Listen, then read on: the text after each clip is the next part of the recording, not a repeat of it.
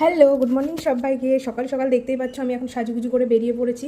আর আজকে আমি যাব দিদির বাড়িতে স্বাদ খেতে। তার জন্য দেখো আমি ফ্রেশ হয়ে নিয়েছি আর এইদিকে আমি এখন বেরিয়ে পড়ছি। তো চলো পুরো ভিডিওটা তোমরা দেখতে থাকো, ঠিক আছে?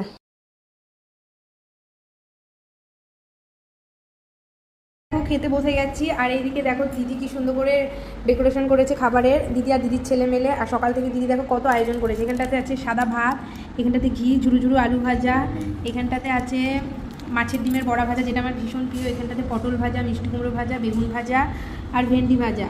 আর এইদিকে দেখো আছে পুঁটি মাছ, ডিম ভরা পুঁটি মাছ, যেগুলো যেগুলো আমার পছন্দ আর কি। আর এদিকে আছে গলদা চিংড়ির মালাইকারি, মাছের মাথা দিয়ে মুগের ডাল, এখানটা আছে লাউ দিয়ে চিংড়ি মাছ দিয়ে, এখানটাতে আছে কাজুলি মাছ। আর এইদিকে আছে সব থেকে আমার ফেভারিট ডিম ভরা ইলিশ মাছ, যেটা দিদির সাথে আমার ভীষণ ভালো লাগে।